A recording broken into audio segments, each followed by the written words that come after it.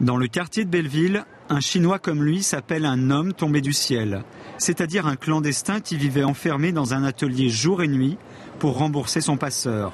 Seule solution qu'il a trouvée pour s'en sortir, se défenestrer. Coupé.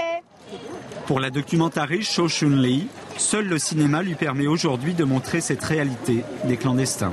Il y a beaucoup les sans-papiers en France. Pour moi, c'est un peu comme le fantôme.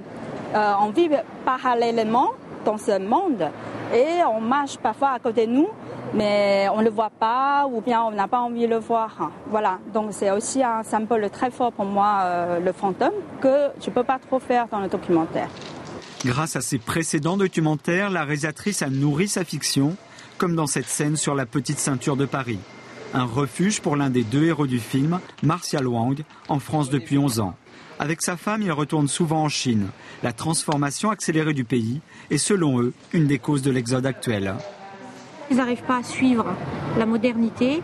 Et c'est fuir pour reconstruire autre chose ailleurs, dans un pays plus calme, plus petit. Je pense que comme Paris, comme la France. Ouais. Au métro Belleville aujourd'hui, comme dans toute la région, la seconde génération ne comprend presque plus le chinois.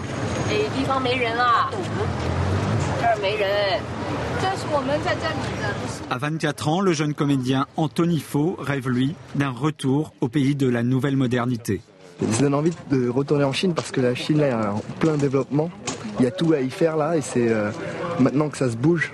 Et si on veut construire quelque chose, comme ça commence à se bouger énormément, et c'est le moment d'y aller.